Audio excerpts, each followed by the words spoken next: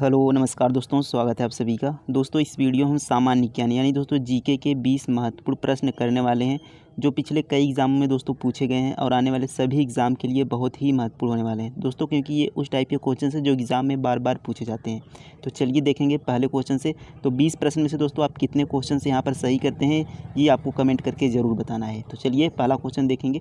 देखिए, रविंद्रनाथ टैगोर को नोबेल पुरस्कार कब मिला था? तो रविंद्रनाथ टैगोर जी को दोस्तों नोबेल पुरस्कार कब मिला था ये आपको बताना है। तो आपको पता होना चाहिए दोस्तों, पूछा जाता है कि एशिया के पहले व्यक्ति जिन्हें नोबेल पुरस्कार मिला, तो एशिया के ये पहले व्यक्ति हैं तो दोस्तों भारत, लेकिन इन्हें कहते हैं एशिया के पहले व्यक्ति हैं जिन्हें नोबेल पुरस्कार मिला था। कब मिला था? 1913 में। 1913 में दोस्तों मिला था। इनकी पुस्तक गीतांजलि के लिए, ये आपको यहाँ पर याद रखना है कि इनकी पुस्तक किसके लिए? गीतांजलि के लिए इन्हें नोबेल पुरस्कार दिया गया था दोस्तों 1913 में। तो ऑप्शन डी यहाँ पर आपका सही उत्तर हो जाएगा, 1913 में। अब देखिए, पूछा जाता है कि 1930 में किसे नोबेल मिला था? तो 1930 में दोस्तों आपका सीवी रमन जी को मिला था। किसे? सीवी रमन। ये आपको प्रश्न याद रखना है कि सीवी रमन को 1930 में मिला था। किसके लिए दोस्तों? फिजिक्स के लिए मिला था, रमन प्रभाव के लिए। फिजिक्स में मिला था रमन प्रभाव के लिए। तो इन प्रश्नों को आपको याद रखना है। पूछा जाए कि एशिया का पहला नोबेल पुरस्कार किसे मिला था? तो यहाँ पर रविंद्रनाथ टैगोर जी को किसके लिए मिला था? उनकी पुस्तक गीतांजलि के लिए। कब मिला था? 1913 में। और सीवी रमन को 1930 में मिला था, रमन प्रभाव के लिए। ये प्रश्न यहाँ पर आपको याद रखना है। अगला प्रश्न देखेंगे। देखिए अगला प्रश्न है, तराइन के दूसरे युद्ध में पृथ्वीराज चौहान को पराजित किया था। तो तराइन का दूसरे युद्ध में पृथ्वीराज चौहान को किसने पराजित किया था दोस्तों, ये आपको बताना है। तो देखिए, तराइन का पहला युद्ध कब हुआ था दोस्तों? 1191 ईस्वी में। 1191 ईस्वी में किसके बीच हुआ था दोस्तों? मोहम्मद गौरी और दोस्तों यहाँ पर पृथ्वीराज चौहान के बीच। मोहम्मद गौरी और पृथ्वीराज चौहान के बीच तराइन का प्रथम युद्ध हुआ था, जिसमें दोस्तों आपके पृथ्वीराज चौहान की यहाँ पर विजयी हुई, यानी पृथ्वीराज चौहान यहाँ पर जीत गए थे और मोहम्मद गौरी की यहाँ पर पराजय हो गई थी। लेकिन जब 1192 में आपका दूसरा तराइन का युद्ध हुआ, तराइन का द्वितीय युद्ध 1192 ईस्वी में हुआ। इसमें दोस्तों आपका पृथ्वीराज चौहान की क्या हो गई? पराजित हो गई। देखिए कहाँ ने किसने पराजित किया था? तो मोहम्मद गौरी ने यहाँ पर 1192 में तराइन के दूसरे युद्ध में पृथ्वीराज चौहान को पराजित कर दिया था। तो मोहम्मद गौरी यहाँ पर दोस्तों होगा, किसने पराजित किया था? मोहम्मद गौरी ने। ऑप्शन सी यहाँ पर सही उत्तर होगा। तो देखिए यहाँ पर 1191 में तराइन का प्रथम युद्ध हुआ था मोहम्मद गौरी और पृथ्वीराज चौहान के बीच, जिसमें पृथ्वीराज चौहान यहाँ पर जीत गए थे और मोहम्मद गौरी की हार हुई थी। अब देखिए तराइन का दूसरा युद्ध होता है 1192 ईस्वी में, जिसमें दोस्तों यहाँ पर मोहम्मद गौरी जीत जाता है और पृथ्वीराज चौहान यहाँ पर पराजित हो जाते हैं, उनकी हार हो जाती है। तो ये आपको यहाँ पर याद रखना है। अब देखिए एक क्वेश्चन यहाँ पर महमूद गजनवी से क्वेश्चन बनता है कि देखिए, महमूद गजनवी यहाँ पर जो सोमनाथ मंदिर है, गुजरात के सोमनाथ मंदिर पर, तो किसने आक्रमण किया था, किसने लूटा था दोस्तों सोमनाथ मंदिर को? तो यहाँ पर महमूद गजनवी था।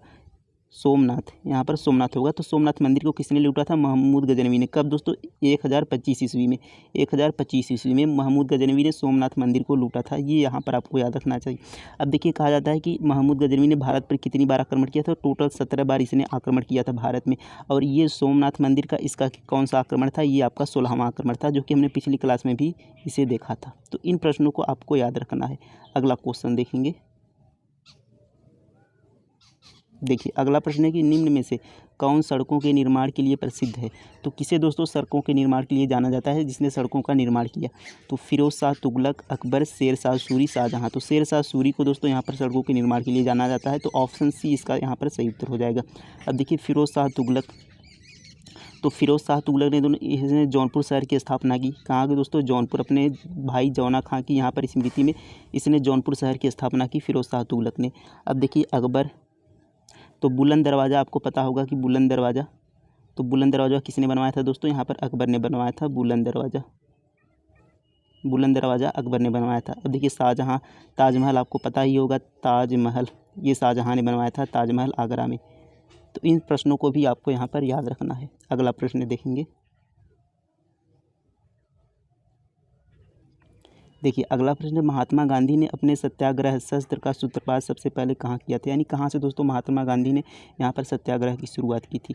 देखिए 1917 में महात्मा गांधी ने चंपारण से सत्याग्रह शुरुआत की, जो नील की खेती के विरुद्ध था। वहाँ पर नील की खेती के लिए जो चंपारण सत्याग्रह हुई थी, उसमें दोस्तों यहाँ पर महात्मा गांधी ने शुरुआत किया था। तो ऑप्शन ए यहाँ पर सही उत्तर हो जाएगा, चंपारण। कहाँ पर दोस्तों? चंपारण कहाँ पर है? बिहार में, 1917 में। अब देखिए यहाँ पर एक महत्वपूर्ण क्वेश्चन से दांडी से देख लेते हैं। तो नमक सत्याग्रह, जो नमक कर के विरोध के लिए जो दांडी मार्च निकाला गया, वह कब निकाला गया? तो सुनो, देखिए 12 मार्च 1930 से कब तक चला था दांडी मार्च? 12 मार्च 1930 से शुरुआत हुई थी, 12 मार्च 1930 से शुरुआत हुआ था और 6 अप्रैल 1930 तक चला था, 6 अप्रैल 1930 तक। तो ये दोस्तों आपको यहाँ पर याद रखना है कि चंपारण सत्याग्रह था, ये 1917 में हुआ था और दांडी मार्च 12 मार्च 1930 से 6 अप्रैल 1930 तक चला था। ये यहाँ पर आपको याद रखना है। अगला क्वेश्चन देखेंगे।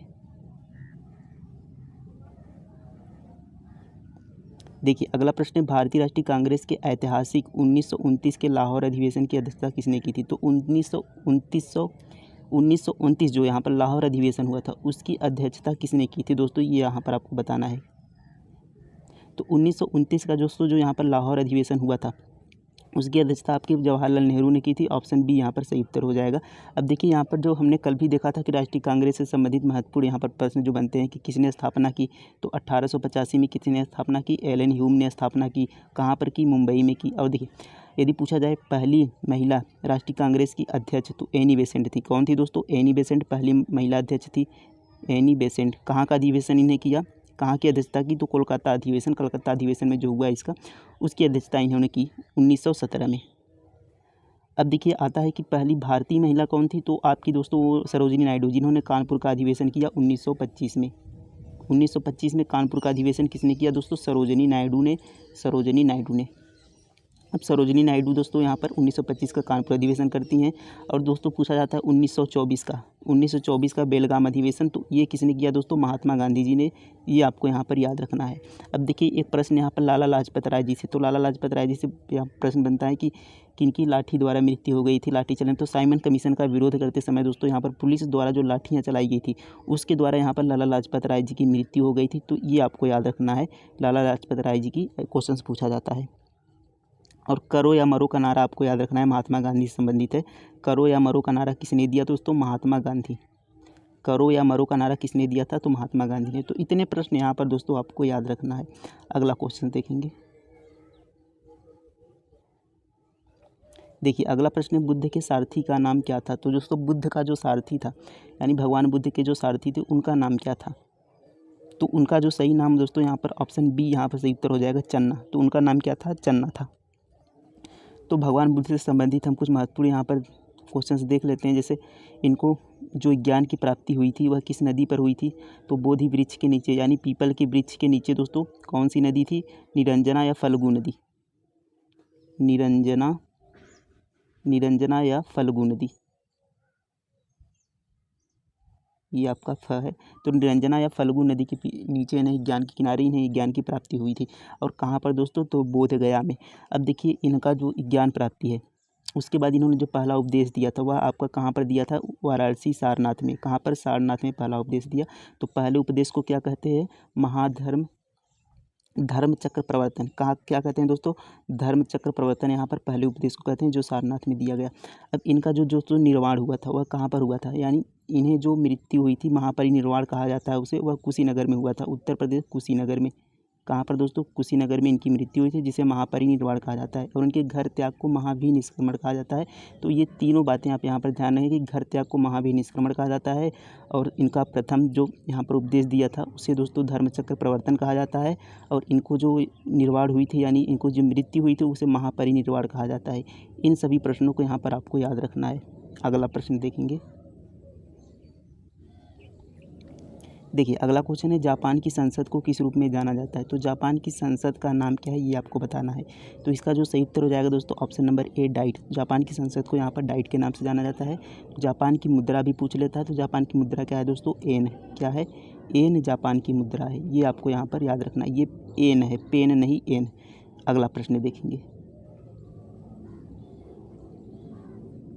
देखिए अगला क्वेश्चन है कि भारत के संविधान का 44वां संशोधन मौलिक अधिकारों की श्रेणी में से निम्न किस अधिकार को हटाता है? तो जो संविधान का दोस्तों 44वां संशोधन हुआ था, ये आपका 1978 में यानी 1978 में हुआ था। कब दोस्तों? 1978 में। 1978 में हुआ था। अब देखिए इसने क्या हटा दिया था, तो इसने दोस्तों आपका ऑप्शन सी यहाँ पर सही उत्तर होगा, संपत्ति का अधिकार। तो इसने संपत्ति का अधिकार को हटाया था।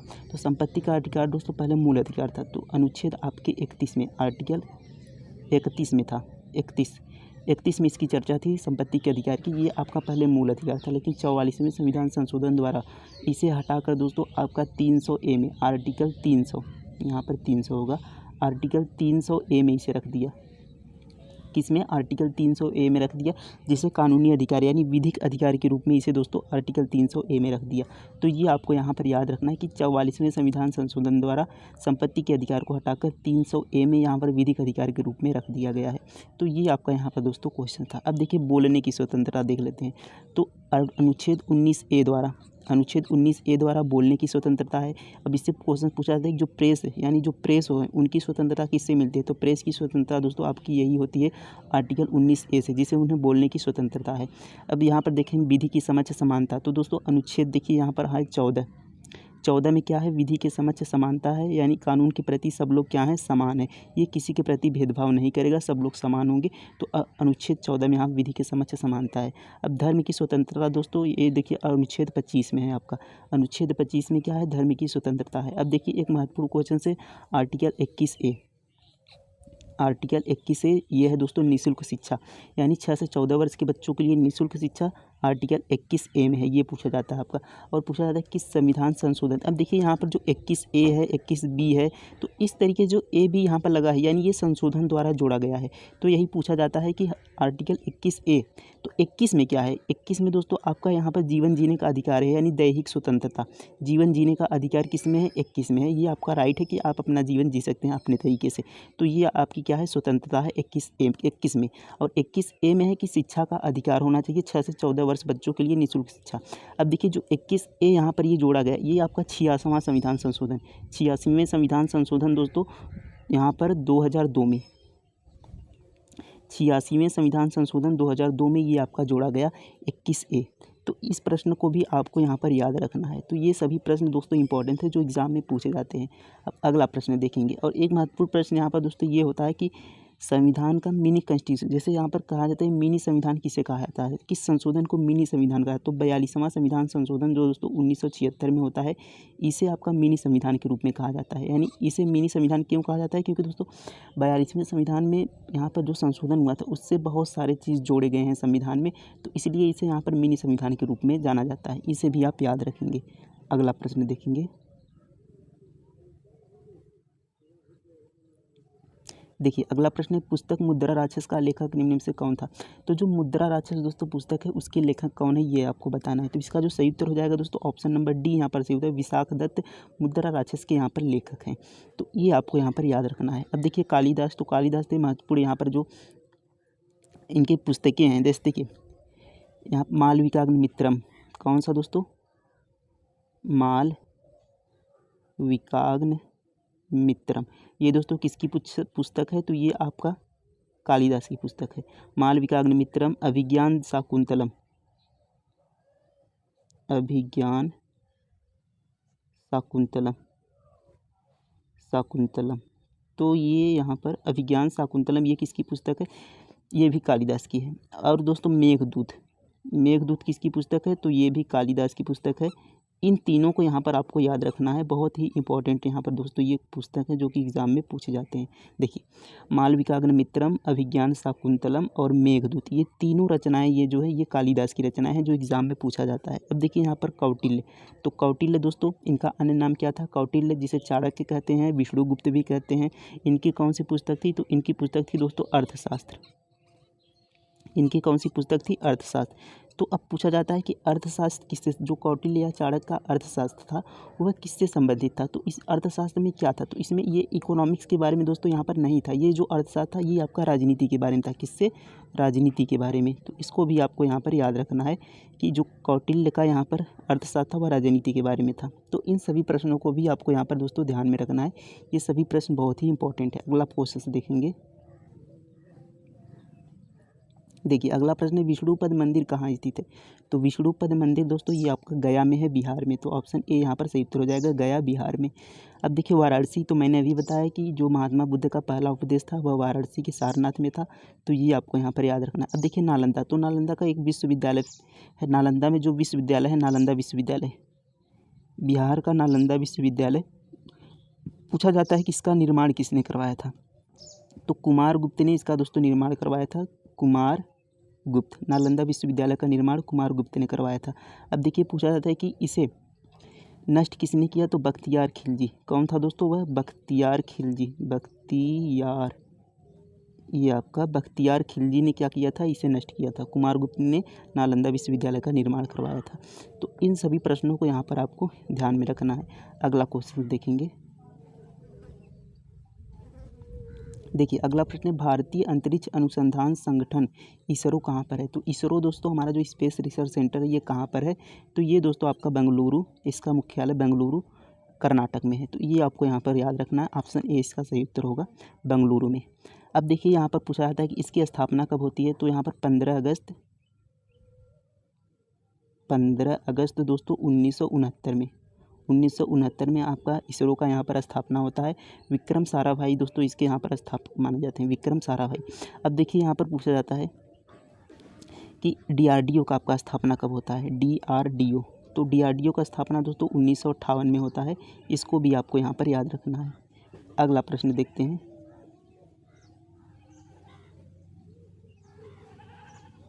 देखिए अगला प्रश्न है कि निम्न में से कौन सी देशांतर रेखा भारतीय मानक समय को यहाँ पर प्रदर्शित करती है? तो कौन सी रेखा है दोस्तों?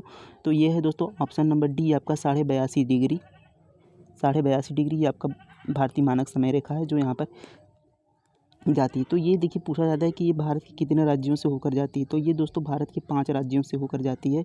यूपी से यानी उत्तर प्रदेश, मध्य प्रदेश, छत्तीसगढ़, उड़ीसा और दोस्तों आंध्र प्रदेश। तो ये भारत के 5 राज्यों से होकर जाती है। ये क्वेश्चन पूछा जाता है। तो 82.5 डिग्री ये आपका क्या है? मानक समय रेखा है भारत की। अब देखिए यहाँ पर क्वेश्चन पूछा जाता है कि जो कर्क रेखा है वह भारत के कितने राज्यों से जाती है? तो कर्क रेखा दोस्तों भारत के 8 राज्यों से जाती है। और क्वेश्चन पूछा जाता है कि कौन सी वह रेखा जो भारत के लगभग 2 भागों में विभाजित करती है? तो कर्क रेखा दोस्तों भारत को लगभग 2 भागों में विभाजित करती है। इस प्रश्न को भी आपको याद रखना है। अगला प्रश्न देखेंगे। अगला प्रश्न है, निम्न में से कौन सी खरीफ की फसल नहीं है? तो खरीफ की फसल बताना है दोस्तों कौन सी नहीं है। देखिए रबी की फसल जो होती है, यहाँ पर खरीफ से हम देखते हैं तो खरीफ की फसल जो होती है दोस्तों वह लगभग जून जुलाई में आपकी बोई जाती है और अक्टूबर नवंबर के लास्ट तक यहाँ पर वो काटी जाती है। तो कौन कौन सी फसल? देखिए चावल जो आपका धान लगाया जाता है वो दोस्तों जून जुलाई में लगाया जाता है और अक्टूबर नवंबर में यहाँ पर काटा जाता है। तो ये आपकी क्या होगी? खरीफ की फसल। अब देखिए मक्का भी आपका उसी समय लगता है, तो ये भी आपका क्या हो गया? खरीफ का फसल। कपास भी दोस्तों उसी समय लगता है। लेकिन देखिए जौ, गेहूँ, सरसों ये सब दोस्तों कब लगते हैं? तो ये सब दोस्तों आपके देखिए ये सब नवंबर दिसंबर के यहाँ पर बोए जाते हैं और आपका मार्च और अप्रैल में लगभग ये आपके काटे जाते हैं। तो ये दोस्तों आपके होते हैं रबी के फसल। ये कब होते हैं? रबी के फसल जो नवंबर दिसंबर में बोए जाते हैं और मार्च अप्रैल में लगभग ये काटे जाते हैं। तो ये आपके रबी के फसल होते हैं। अब यहाँ पर देखिए दोस्तों यहाँ पर जो जायद होता है, यहाँ पर चावल, मक्का, कपास ये तो आप खरीफ की फसल हो गए। लेकिन जो जायद की फसल होते हैं ये आपके देखिए ये आपके अप्रैल मई में बोए जाते हैं लगभग उसी समय में, यानी अप्रैल, यहाँ पर मार्च, अप्रैल, मई, ये जून जो इनका होता है ये जायद की फसलों का होता है। जिसमें देखिए आपको यहाँ पर तरबूज, खीरे ये सब जो बोए जाते हैं ये आपके जायद फसल में आते हैं। तो इनको आपको यहाँ पर याद रखना है। अगला प्रश्न देखेंगे। देखिए अगला प्रश्न, मानव लार में पाया जाने वाला एंजाइम है। तो मानव लार में कौन सा एंजाइम पाया जाता है दोस्तों? तो आपका मानव लार में पाया जाता है ऑप्शन बी, टाइलिन। तो बी इसका सही उत्तर हो जाएगा, ऑप्शन बी। अगला प्रश्न देखेंगे। देखिए अगला क्वेश्चन है कि निम्न में से कौन सा महत्वपूर्ण तीर्थ केंद्र गंगा के नदी के तट पर स्थित नहीं है? तो कौन सा यहाँ पर दोस्तों महत्वपूर्ण केंद्र है जो गंगा नदी के तट पर स्थित नहीं है? हरिद्वार दोस्तों आपका गंगा के नदी के किनारे है। वाराणसी भी आपका गंगा नदी किनारे है। प्रयागराज भी आपका गंगा नदी किनारे है। देखिए प्रयागराज यमुना यहाँ पर जो संगम होता है वहाँ प्रयागराज है। अब देखिए मथुरा, मथुरा दोस्तों आपका यह यमुना नदी के किनारे है। कहाँ दोस्तों? यमुना नदी के किनारे है। तो ये आपका आंसर हो जाएगा बी वाला, या मथुरा जो गंगा नदी के किनारे नहीं है। अगला प्रश्न देखेंगे। देखिए अगला प्रश्न है कि वायुमंडलीय दबाव को मापने के लिए किस यंत्र का प्रयोग किया जाता है? तो वायुमंडलीय दबाव को मापने के लिए दोस्तों किसका प्रयोग किया जाता है? तो ऑप्शन बी डी इसका सही उत्तर हो जाएगा, बैरोमीटर का प्रयोग किया जाता है वायुमंडलीय दबाव को मापने के लिए। अल्टीमीटर देखिए ऊंचाई को मापने के लिए अल्टीमीटर का, जैसे या वायुयान जो जहाज़ें होती हैं उनकी ऊंचाई मापने के लिए अल्टीमीटर का यूज किया जाता है। अब देखिए स्फिग्मोमैनोमीटर, ये दोस्तों रक्तचाप मापने के लिए किया जाता है, इसका प्रयोग रक्तचाप इसका प्रयोग किया जाता है। यहाँ पर रक्तचाप मापने के लिए स्फिग्मोमैनोमीटर का प्रयोग किया जाता है। तो इन प्रश्नों को भी यहाँ पर आपको याद रखना है। अगला प्रश्न देखेंगे, इसमें देख लेते हैं एक सिस्मोग्राफ। सिस्मोग्राफ दोस्तों ये आपका भूकंप की तीव्रता को मापने के लिए किया जाता है। सिस्मोग्राफ ये आपका भूकंप की तीव्रता मापने के लिए किया जाता है। तो इन प्रश्नों को भी आपको याद रखना है। अगला प्रश्न देखते हैं। देखिए अगला प्रश्न है, किस संवैधानिक संशोधन अधिनियम ने भारतीय संविधान में पंचायत के प्रावधान को संशोधित किया? तो कौन सा संशोधन था जिसमें दोस्तों भारतीय पंचायत, यहाँ पर संविधान में पंचायत का प्रावधान लाया गया? देखिए 73वां संविधान संशोधन इसका सही उत्तर हो जाएगा, क्योंकि 73वां संविधान संशोधन जो 1992 में हुआ था दोस्तों, इसमें दोस्तों अनुसूची 11 में, किसमें? अनुसूची 11 में आपका अनुसूची 11 में पंचायत को जोड़ा गया था। अनुसूची 11 में पंचायत को जोड़ा गया था। 73वां संशोधन था 1992। अनुसूची 11 में आपका यहाँ पर पंचायत को जोड़ा गया था। अब देखेंगे अनुसूची 12 में, यहीं पर देख लेते हैं अनुसूची 12 में। तो यहाँ पर अनुसूची 12 दोस्तों नगर पालिका से संबंधित है, और ये दोस्तों आपका 74वां संविधान संशोधन था जो आपका 1993 में हुआ था। 74वां संविधान संशोधन 1993 में हुआ था, और उससे 12वीं अनुसूची नगर निगम, जिसमें नगर निकाय नगर निगम है, उसमें ये जोड़ा गया था। तो इन प्रश्नों को भी यहाँ पर आपको याद रखना है। 44वां संशोधन हमने देखा ही है, जिसमें संपत्ति का अधिकार था, जो कि आपका यहाँ पर 300A में कर दिया गया है, उसे कानूनी अधिकार बना दिया गया है। तो उम्मीद है ये सारे प्रश्न आपको याद होंगे। अगला प्रश्न देखेंगे। देखिए अगला प्रश्न कि रामकृष्ण मिशन की स्थापना किसने की? तो रामकृष्ण मिशन की स्थापना किसने की दोस्तों? ये दोस्तों आपके किया था स्वामी विवेकानंद जी ने रामकृष्ण मिशन की स्थापना की थी। ऑप्शन ए इसका सही उत्तर हो जाएगा, स्वामी विवेकानंद। अब देखते हैं स्वामी विवेकानंद को यहाँ पर इन्हें और इनका कौन सा नाम था। देखिए पूछा जाता है कि नरेंद्र नाथ दत्त, नरेंद्र यहाँ पर लिखते हैं नरेंद्र नाथ दत्त किसका नाम था? तो नरेंद्र नाथ दत्त दोस्तों ये आपका स्वामी विवेकानंद जी का नाम था। ये भी क्वेश्चन से यहाँ पर पूछा जाता है कि नरेंद्र नाथ दत्त किसका नाम था? तो स्वामी विवेकानंद जी का नाम था। अगला प्रश्न देखेंगे। देखिए अगला प्रश्न, किस देश को सूर्योदय की भूमि कहा जाता है? तो किस देश को दोस्तों सूर्योदय की भूमि कहा जाता है, ये आपको बताना है। तो सही उत्तर होगा दोस्तों ऑप्शन नंबर डी। यहाँ पर जापान को सूर्योदय की भूमि कहा जाता है। अब दोस्तों यहाँ पर भारत में अरुणाचल प्रदेश को उगते सूरज की यहाँ पर भूमि कहा जाता है। उगते सूरज की भूमि किसे कहा जाता है दोस्तों? तो भारत में अरुणाचल प्रदेश को, किसे? अरुणाचल, यहाँ पर शॉर्ट में लिख दें अरुणाचल प्रदेश को। यहाँ पर क्या कहा जाता है? उगते सूरज की भूमि कहा जाता है, क्योंकि दोस्तों सूर्य सबसे पहले यहीं पर निकलते हैं, यहीं पर आपका प्रकाश सबसे पहले आता है। तो ये आपको यहाँ पर याद रखना है। अगला क्वेश्चन देखेंगे। देखिए अगला प्रश्न है कि भारतीय संसद की संयुक्त बैठक की अध्यक्षता कौन करता है? तो भारतीय संसद की दोस्तों संयुक्त बैठक होती है, उसकी अध्यक्षता कौन करता है? तो ऑप्शन सी इसका सही उत्तर हो जाएगा, लोकसभा अध्यक्ष भारतीय संसद की अध्यक्षता करते हैं। यहाँ पर जो संयुक्त बैठक होता है उसकी अध्यक्षता करते हैं। तो इन प्रश्नों को यहाँ पर आपको ध्यान रखना है। राष्ट्रपति, भारत के राष्ट्रपति, देखिए 35 वर्ष न्यूनतम आयु होनी चाहिए राष्ट्रपति पद के लिए। उपराष्ट्रपति के लिए भी 35 वर्ष न्यूनतम आयु होनी चाहिए। प्रधानमंत्री यानी ये लोकसभा का मेंबर होते हैं, तो इनके लिए देखिए यहाँ पर 25 साल की आयु होनी चाहिए। इन प्रश्नों को भी यहाँ पर दोस्तों आपको याद रखना है। उम्मीद है ये सारे प्रश्न आपको अच्छे से समझ में आए होंगे। तो वीडियो कैसा लगा दोस्तों कमेंट में एक बार ज़रूर बताइएगा। मिलते हैं अगले वीडियो में, तब तक के लिए धन्यवाद।